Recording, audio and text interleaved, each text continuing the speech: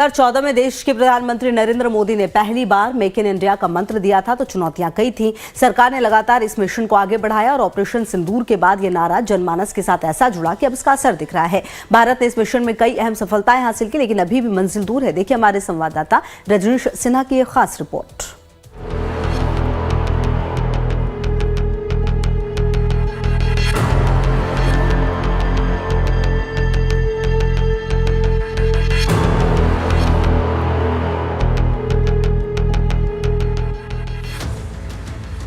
प्रधानमंत्री नरेंद्र मोदी ने जब देश के सामने पहली बार मेक इन इंडिया का मंत्र दिया था तो सवाल कई थे और रास्ता कठिन। 2014 के बाद 10 सालों में सरकार ने मेक इन इंडिया को बढ़ावा देने के लिए कई योजनाएं चलाई, जिसका असर भी देखने को मिला। भारत आज दुनिया की सबसे बड़ी अर्थव्यवस्थाओं में से एक है और इस बात में कोई शक नहीं कि अगर हमें आगे बढ़ना है तो मेक इन इंडिया को हर क्षेत्र में पूरी मजबूती से लागू करना होगा। ऑपरेशन सिंदूर के बाद कई ऐसे देश हैं जो पाकिस्तान के साथ खड़े हैं और उनके बहिष्कार का अभियान चल पड़ा है।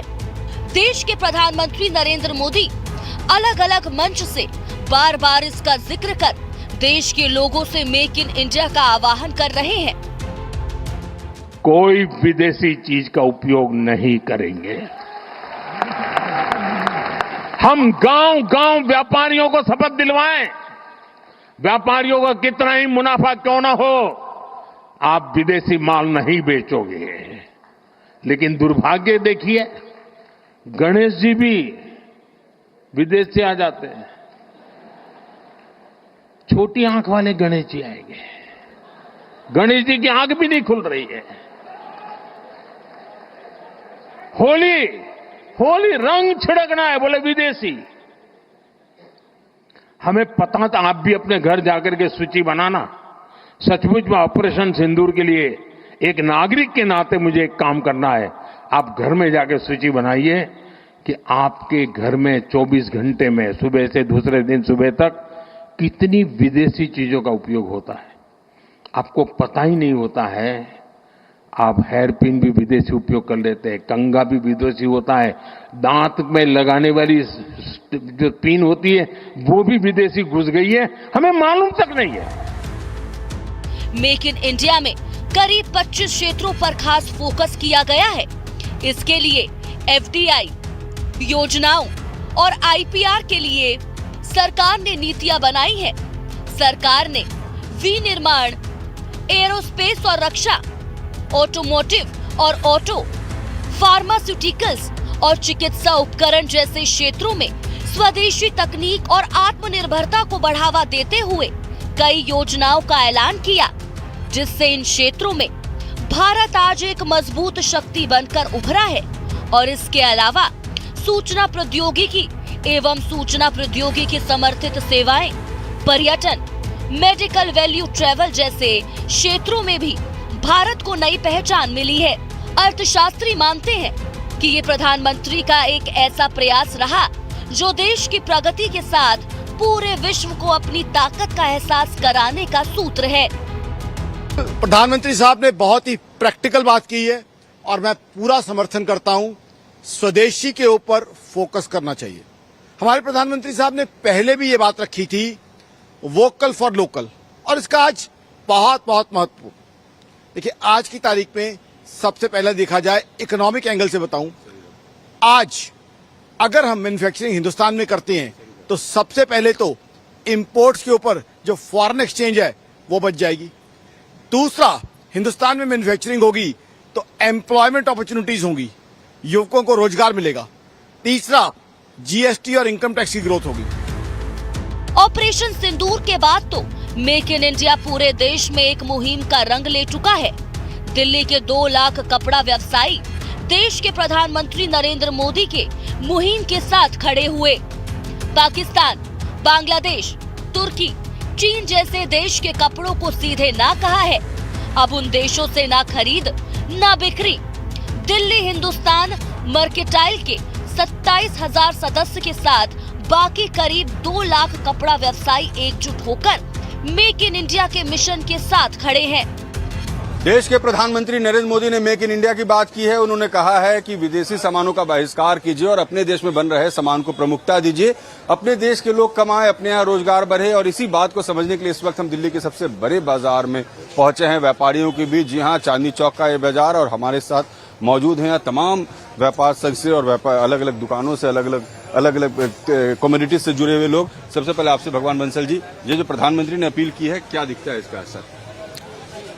देखो, प्रधानमंत्री श्री नरेंद्र मोदी जी की जो कल जो बयान आया, बहुत ही सुंदर बयान है। जब देश आजाद हुआ था, देश के अंदर ना तो अनाज होता था, जो जिसका हम इतना उत्पादन होता था जो हम अपने परिवार को भी, अपने देश को भी नहीं पाल सकते थे। कपड़े की यही स्थिति थी। आज कपड़े के अंदर भी इतना उत्पादन होता है कि हम अपने देश को तो देते ही देते हैं, बाहर भी बहुत बड़ी संख्या में हम कपड़े को भेजते हैं। कपड़े के अलावा सबसे बड़ा विदेशी बाजार इलेक्ट्रिक सामानों का है, जिस पर तकरीबन चीन का कब्जा है। देश के सबसे बड़े इलेक्ट्रॉनिक बाजार चांदनी चौक में जाते ही आपको इसकी झलक मिल जाती है। भारत में चीनी इलेक्ट्रॉनिक बाजार बहुत बड़ा है। चीन से भारत में हर साल 100 अरब डॉलर से अधिक का आयात होता है, जिसमें से बहुत बड़ा हिस्सा इलेक्ट्रॉनिकल और इलेक्ट्रॉनिक उपकरणों का होता है, जैसे स्मार्टफोन, लैपटॉप, टीवी और इलेक्ट्रॉनिक घटक। उदाहरण के लिए 2019 में भारत को चीन ने लगभग 1.4 लाख करोड़ रुपए के इलेक्ट्रॉनिक सामान बेचे थे। भारत ने साल 2021 से 22 में दुनिया भर के 216 देशों और क्षेत्रों से सामान खरीदा। इस पर भारत ने 61,305 करोड़ अमेरिकी डॉलर खर्च किए। भारत के वाणिज्य एवं उद्योग मंत्रालय के आंकड़ों के मुताबिक इस खर्च में सबसे ज्यादा फायदा चीन को मिला। भारत के कुल आयात में चीन की हिस्सेदारी 15.42% रही। दिल्ली इलेक्ट्रिकल ट्रेडर एसोसिएशन के अध्यक्ष भी मानते हैं कि मेक इन इंडिया की सोच तो अच्छी है, हम निर्माण से बिक्री सब देश की चाहते हैं, मगर सरकार को अभी व्यवस्था में बहुत बदलाव लाना होगा। अच्छी बात है और हर भारतवासी चाहता है कि मेक इन इंडिया हो, परंतु वो इतना इजी टास्क नहीं है, इतना इजी जॉब नहीं है, क्योंकि उसके लिए सरकार को बहुत मेहनत करनी पड़ेगी, बहुत सुविधाएं देनी पड़ेंगी। जब तक हम चाइना को कम्पीट तभी कर पाएंगे जब सरकार की हमारे ऊपर हाथ होगा। मेक इन इंडिया की राह आसान नहीं है। चीन के बाजार को चुनौती देने के लिए सरकार और लोगों को साथ मिलकर काम करना होगा, तभी हम इस मिशन में सफल हो सकते हैं। क्योंकि हम चाइना पे ही डिपेंड चल रहे हैं बहुत सारे प्रोडक्ट्स में। फूड प्रोडक्ट ले लीजिए, इलेक्ट्रिकल का ले लीजिए, सदर बाजार में सैकड़ों आइटम है, एक छोटी सी बिंदी है वो भी वहां से आ रही है। तो यहाँ के हमारे को क्यों नहीं हम बना पा रहे, हम क्यों नहीं कर पा रहे हैं? जैसे हमारे अभी प्रधान जी ने बताया, अजय शर्मा जी ने, कि वाकई में यहाँ हमारे पास साधन उपलब्ध नहीं है। लाल फीताशाही सरकार की तरफ से कोई हेल्प नहीं है। सबसे पहले सरकार को इस तरफ ध्यान देना चाहिए ग्राउंड लेवल से। बेसिकली क्या है कि चाइनीज प्रोडक्ट बहुत ज्यादा है हमारे यहाँ पर, और ऐसा नहीं है कि हम उसको कम्पीट नहीं कर सकते, ऐसा नहीं है कि हमारे यहाँ इनपुट्स नहीं है, ऐसा नहीं है कि हमारे पास रॉ मटेरियल नहीं है।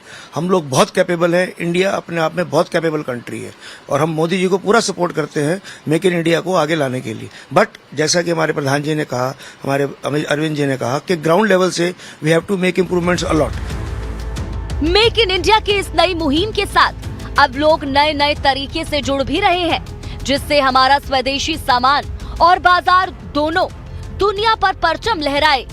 बदलाव तेज ना सही, लेकिन हो रहा है। मेरे दाएं तरफ ये चाइना का बाजार है और मेरे बाएं तरफ जो है ये इंडिया का बाजार है। अब ये चाइना के बाजार को इंडिया के बाजार से रिप्लेस करना है, और यही हमारे देश के प्रधानमंत्री ने अपनी प्राथमिकता में रखा है कि देश को मेक इन इंडिया कैसे बनाए, यानी आपके घर के चारों तरफ भारत के सामान दिखे, घर में इस्तेमाल भारत का सामान हो, भारत के लोगों को रोजगार मिले, भारत को प्राथमिकता मिले।